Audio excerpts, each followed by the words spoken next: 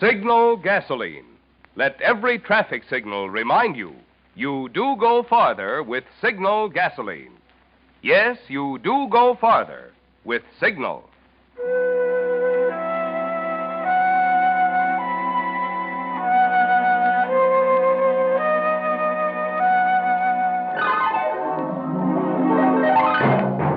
The Signal Oil Company and your neighborhood Signal dealer bring you another curious story by The Whistler. Tonight, The Deadly Innocent.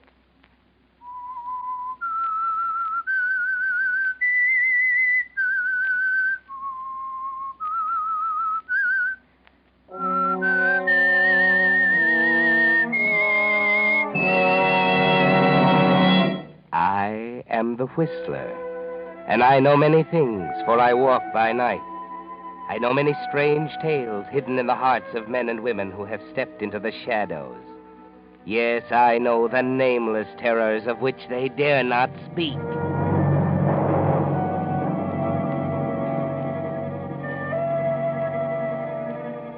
Have you ever hated a man enough to kill him? No? Well, that's the kind of hate that grows with the years, grows and grows into an all-consuming passion. That's the way it was with Lambert Dean. He has wanted to kill someone for 25 years. That's why he has come down to the offices of the Mammoth Construction Company at 9 o'clock at night. That's why he's chatted casually with the old night watchman who took him up in the elevator. Chatting, oh, so casually. But he thought out every word in advance. The night watchman will remember them later, just a little later. There should be just a crack of light showing under the door of the president's office. Yes, there it is. And Lambert is going toward it. So you've never wanted to kill a man? Listen, you may get a few pointers. Hello, Joe. Huh? Oh? What are you doing here? Why, did I startle you, Joe? I'm so sorry. What do you mean by busting into my office? Can't you knock? Oh, sure, Joe. I'd never think of walking into the president's office without knocking during working hours. I didn't think it'd matter tonight. Any time I'm here is working hours.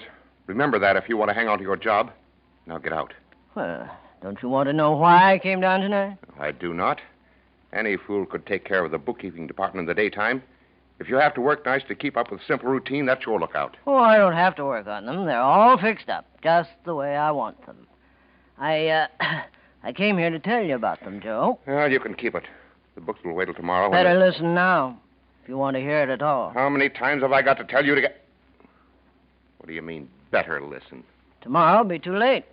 You'd better listen, Joe. Yeah, maybe I had. What are you up to? Anything wrong with the books? You're a smart guy, Joe. You always were. Even back when you were a kid in knicker. Oh, for the love of Pete, if you're going to start raking up past history and... The sooner you let me talk, the sooner you'll get it over with. Well, if you've got anything to say, say it. My time's valuable. Is it? Yes, you were smart. Making up to me when we were kids. You were my pal. You looked after me. Never let anybody bully me. Your dad had dough. Mine didn't. Uh-huh. It was worth having you hung around my neck if it got me the kind of life I wanted. And it did, didn't it? Pretty soon you just about moved in on us. When I went to college, Dad sent you, too. Good, kind Joe Carson, who always looked after poor little me. All right. So you finally tumbled to it. What of it? When Dad got wiped out and we had to leave school and hunt work, you didn't drop me. I'm no fool. You still belonged on the right side of the tracks. You knew the folks that counted. Sure, Joe, sure. You were smart. I knew the men with the jobs to give. I found out about old Jennings needing a bookkeeper down here at Mammoth, only when I got around to applying, they already had a new bookkeeper. You. Well, if you were dope enough to tell me about it, you deserved what you got. Maybe I wouldn't have seen the future in a piddling little bookkeeping job if you hadn't run off at the mouth about that, too. I'm going to be the bright young man who catches Jennings' eye, Joe. I'm going to marry Betsy Jennings.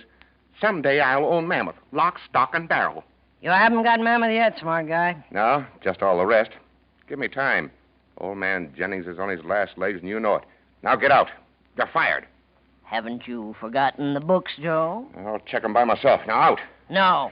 Get out, or I'll... No, I'm not going. You are. What? This is the end of the line for you, Joe. Tomorrow I'll move into your office. Pretty soon I'll move into your house with Betty. Before long, I'll own Mammoth. You're crazy. Like a fox. I'm gonna kill you, Joe.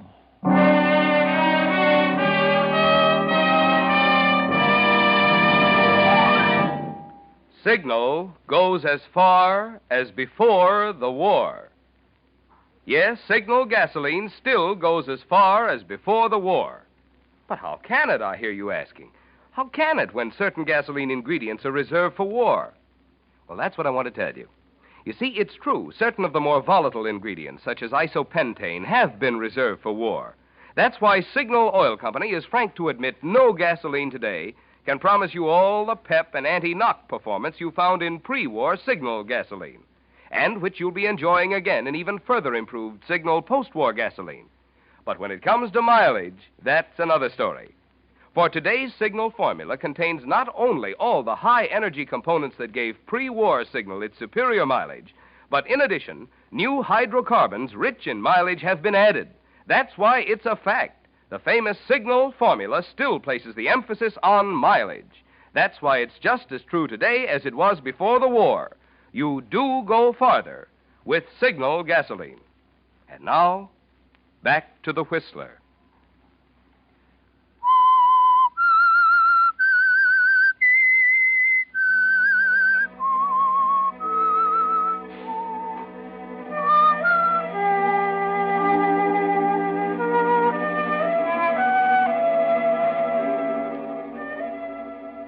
Well, they say even the humblest worm will turn if you step on him hard enough.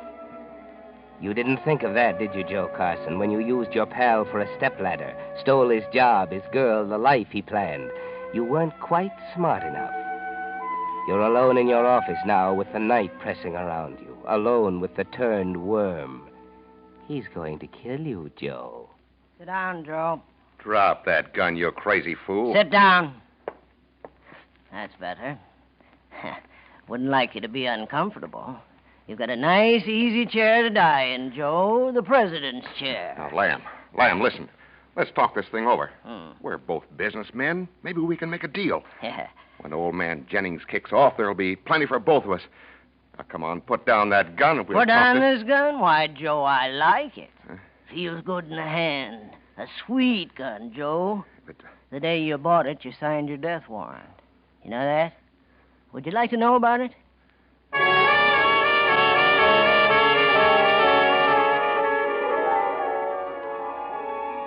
That's right, Lambert. Tell Joe about it. Don't let him die without knowing how smart you've been for a change. Remind him of the day Mr. Jennings retired from the business. The day Joe put that gun in his desk drawer and bragged that the payroll would be safe. Joe's own gun in Joe's own desk with Mr. Jennings for a witness. Convenient, wasn't it? But don't stop there. Tell him your whole plan. Tell him about that day 2 months ago when you started on your careful, deadly trail. Hello, Mr. Dean. Have a good lunch? No, not very, I'm afraid. Nothing seems to agree with me these days. You may go to your own lunch now, Miss Neal. Okay.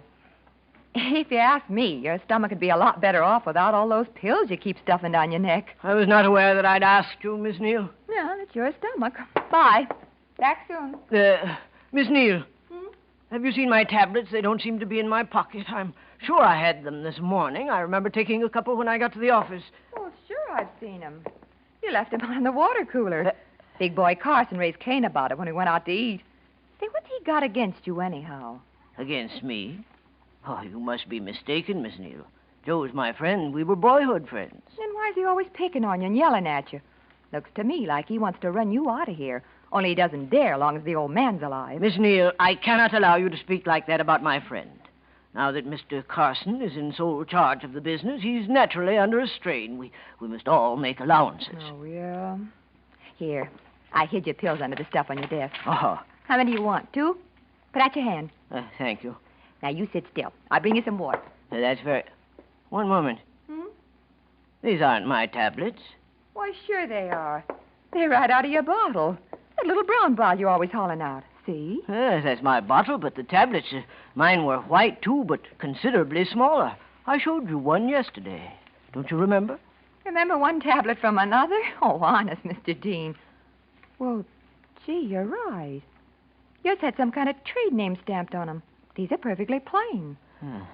That's strange, isn't it? Somebody's playing a dirty trick on you. Probably thought it'd be a good joke to give you something that'd really upset your tummy. Why, I can't believe it. Say, there's Mr. Carson. What? Joe? That's it. I'll bet you anything. It'd be just like him. Oh, now, Miss Neal, please. We have no proof that Mr. Carson had anything to do with this. He saw the bottle, didn't he? He yelled about it, and he hates you. You know he does. These tablets may be perfectly harmless. Harmless? Oh, golly.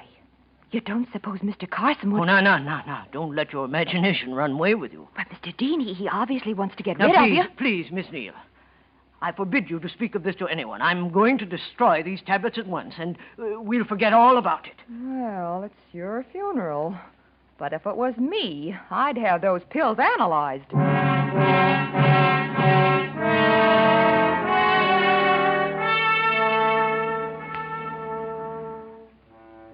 That's right, Lambert. That was step one along the trail leading to Joe's untimely death. But don't stop there. Before you pull the trigger, tell him the whole story. Tell him about step two. Hey, look out! Where you going, can't you? Did you see that? You all right, mister?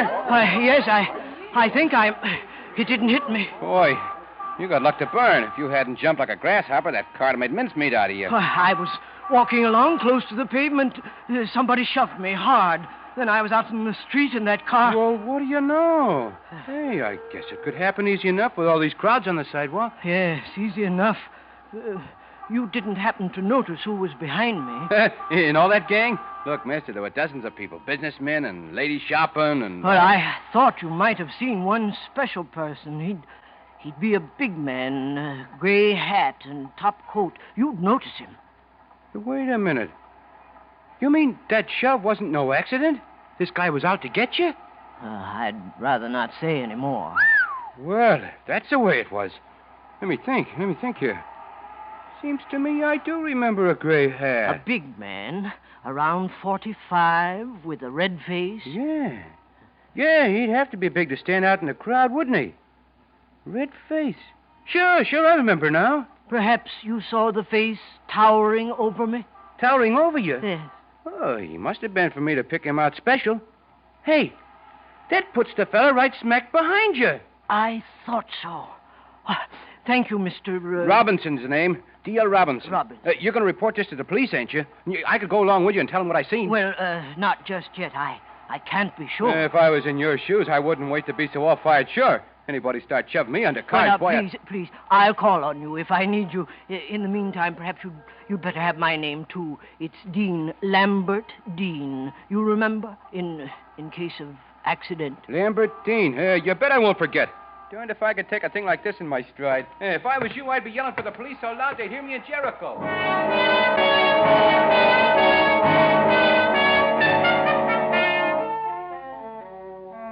Nice work, Lambert. That was step two, and it was easy. All you had to do was plant an idea and watch it grow. Little Miss Neal was already sorry for you because Joe Carson kept bawling you out. Easy to make her think a few soda mint tablets might be poison, especially since you destroyed the evidence.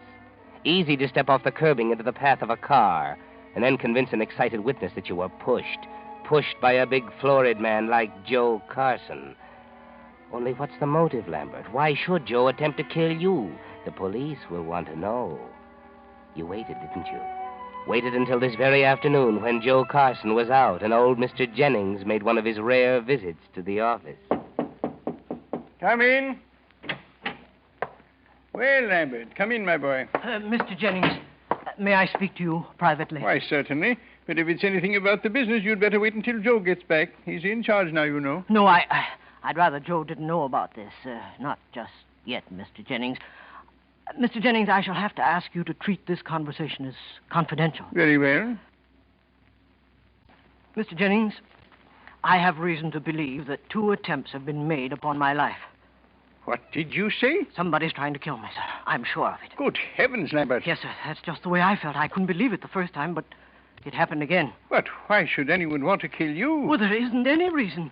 Unless my death would cover up for someone else. Cover what up? Well, I got to thinking about it, Mr. Jennings. There wasn't any funny business going on around here until after you retired. I got to wondering if somebody had just waited until you were out of the way. And this afternoon, I checked over my books for the last few weeks, and I found discrepancies, sir. You mean... Somebody has altered my figures. On several occasions, somebody's done a good job of forging my handwriting. There's a lot more money paid out than I ever handled. How much? Well, so far, I found $17,000. Who did it? Someone in the office? One of the staff? That's just it. The books are locked in the safe right here in your office. Perhaps I should say Joe's office, except when they're actually in my hands. Then it had to be someone who knew the combination of the safe. Well, now you can see why somebody wanted me out of the way, can't you? These altered figures look like mine. If I died, you wouldn't hunt any further, you see. Everybody would believe that I took the money, gambled it away, and committed suicide.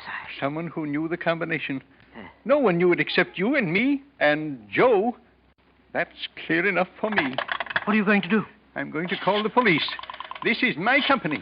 Whoever steals from me will pay for it, even if it's a member of my own family. Mr. Jennings, you promised to keep this confidential. You can't expect me to keep a thing like this to myself. But you can't afford to make a mistake. It might not be the person we think. No, I wouldn't want to. What shall I do, Lambert? Leave it to me, sir. I've got an appointment tonight with the person. If he did it, I'll get the proof. You're going to see him alone? Yes, sir. Well, that could be dangerous. You say he's already tried to kill you twice? I know, but I've got to clear my name, sir.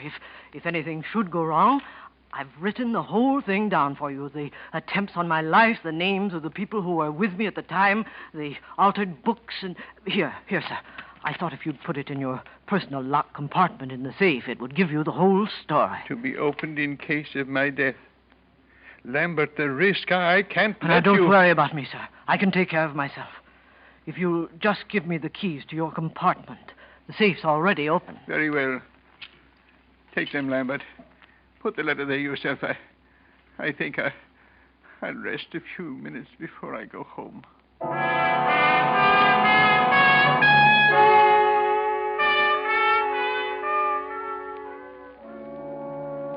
Poor old Mr. Jennings. It's a shock to him to find out his son-in-law is a thief. You forged a fine, strong chain of circumstantial evidence, haven't you, Lambert? Just one more link and you'll be ready to kill. You won't overlook that last link, will you? Not a careful man like you, Lambert. Evening, Mr. Dean. You working late tonight, too? Good evening, Bill. Not exactly working. I have an appointment. Mr. Carson here yet? Yep. Took him up about a half hour ago. Come on over to the elevator. I'll ride you up. Thank you. I'd sure steer clear of Mr. Carson tonight, though, if I was you. Why? Why, he told me plain as a whistle he didn't want nobody coming near him. Didn't want anybody to come near him, except me. Looky here, Mr. Dean. You don't mean... There's been some mighty funny talk going round this building. Talk? That little Miss Neal that works in your bookkeeping department. She's been spreading it around about somebody wanting to bump you off. Of course, I didn't pay no mind to her at the time. Women always... Bill, I want you to do something for me.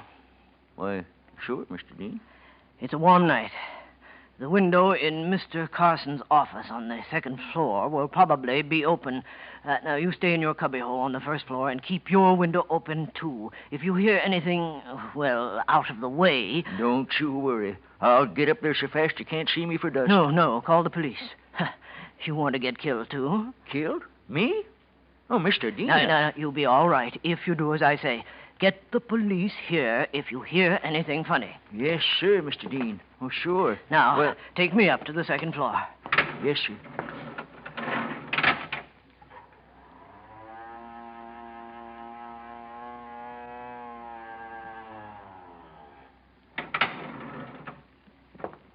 Don't forget, Bill.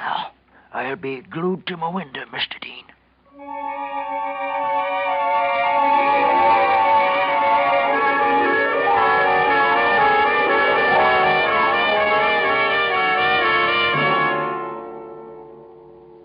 That's right, Lambert. Now you've done it.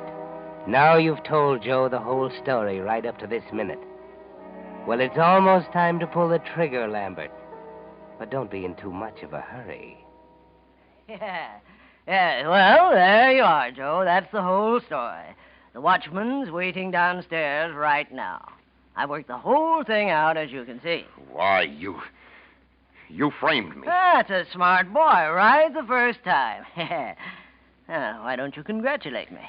You ought to appreciate smart work. I never stole anything. Just my job, my girl, my whole life. I came up here to check the bids. I didn't make any appointment with you. Who's going to believe that? You planned to kill me. You could claim you discovered a shortage. That when you accused me, I went for you. You had to shoot me in self-defense. But, Lamb, I didn't. I never... Only you won't be around to put in a claim. Old Bill is going to hear something, all right. Just one shot, just one. When the police get here, they'll find you dead. I accused you, Joe, you see? You went for your gun, and I went for you. In the tussle, the gun went off. So sorry, Joe. Oh, you're crazy. You're crazy, Lamb. Am Crazy. I? Well, somebody's going to run the business after your regrettable demise. I've been here nearly as long as you have. Who knows it better than me? Somebody's sure to console your widow one of these days. I've known her since I was a kid. I'm stepping into your shoes, Joe. Now... Wait, Lamb. Listen to me. That letter. You're counting on that? Oh, yes. I'm a careful man. Now, Lamb, the police won't find that letter. It's gone. And you haven't got a case without that letter. Ah, come on, bright boy. Can't you do better than that? But I tell you, it's gone. I destroyed it. I found it tonight. In old man Jennings' compartment? Don't make me laugh. But I've got a key to it. He had it made for me when he stopped working. Look, Lamb, I'll show you. Keep your hands out of your pockets. Oh, I only want to show you. I've got it right here. Get your hands up. I warn you. Right here in my pocket. Did you think you could kid me, Joe? Think you could stop me with that cock and bull story? Why don't you answer, Joe? Through talking for good? I'd better get a move on. It'll be a minute or two before the police get here, but I want to be sure. Gun right beside him. Won't matter if my prints are on it, too. We tussle for it. Let's see now. His pocket. Now, what was he going for in his pockets? If he had another gun, better make sure. Keys. He was going after his keys. No, don't get excited. He couldn't have had the key to Mr. Jennings' compartment. He couldn't. This one. It can't be. But it looks like... If that letter's gone, it can't be the key. But it is. The key to Mr. Jennings' locked compartment in the safe. And what about the letter, Lambert? Did Joe find it and destroy it? Take it easy, Lambert. Don't get so excited. 27 right. 15 left. 35 right. 5 left. Now, the compartment. It won't fit. The key won't. It does. Well, get it open. Get it open. It's gone. I put it right on top and it isn't there. Maybe it slid down behind the other stuff. It isn't here. Oh, yes, Lambert. The letter's gone. But there's no reason to get so excited. It doesn't matter. You've still got a case. You've planted the evidence very carefully. Don't lose your head, Lambert. You think your case will sound funny without the letter to back it up? You're getting more upset the more you think of it, and the police will be here any minute. Watch out, you'll ruin everything you've built up so carefully. But you can't see that, can you? Wait, Lambert, wait. Hey, look, there he goes. Out of my way. Hey, you, stop. The fire escape. He's getting away down the fire escape. Come on, Fred. Okay, stop, or I'll shoot. Can you see him? Not halfway. Get your flashlight on him. Yeah. How's that? Okay, stop, I tell you. Get him, Fred.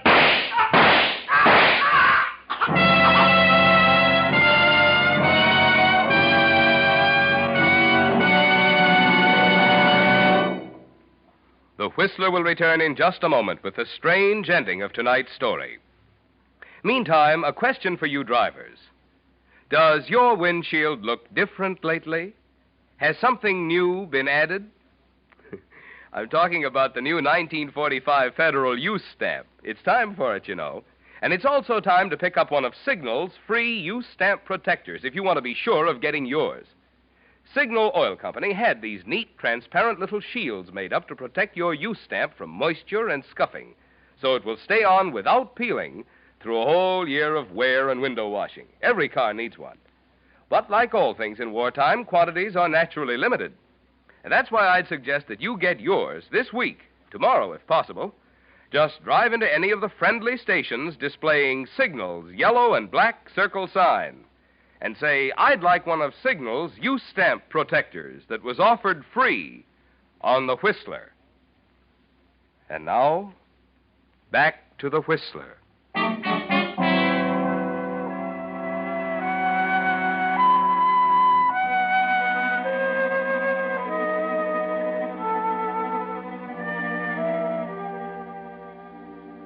So Lambert's revenge wasn't complete.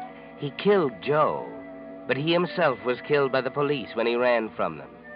He'd counted on that letter to prove he'd killed Joe in self-defense. When the letter was gone, he lost his head. You see, the unexpected had happened. It so frequently does. In murders. Remember that when you think you'd like to kill somebody. Poor Lambert, if he'd only had a minute to think. Oh, we're through with the books, Mr. Jennings. The figures had been tampered with? Sure, the original figures have been changed.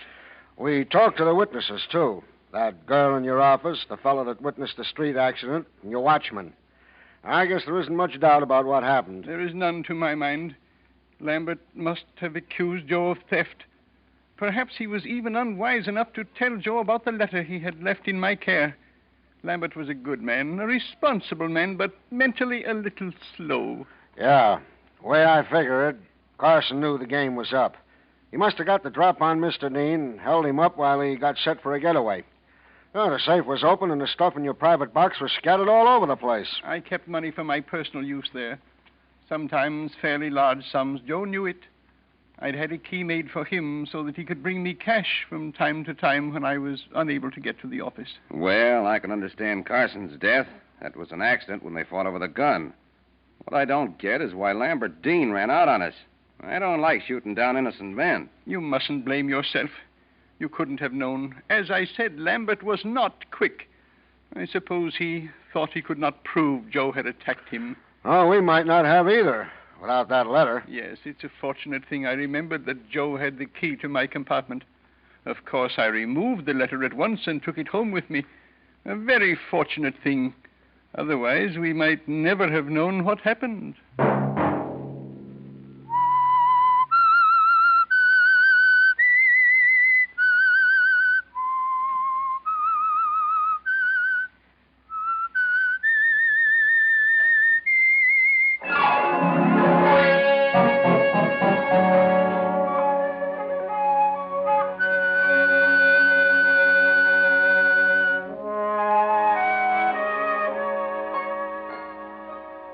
Next Monday at 9 o'clock, The Whistler will bring you another strange tale. The Whistler is broadcast for your entertainment by the marketers of Signal gasoline and motor oil and fine quality automotive accessories, and by your neighborhood Signal dealer.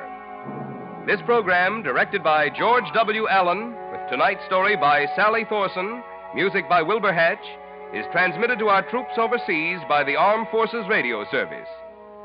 This is Marvin Miller speaking, and suggesting that you let every traffic signal remind you that you do go farther with Signal gasoline. Yes, you do go farther with Signal. This is CBS, the Columbia Broadcasting System.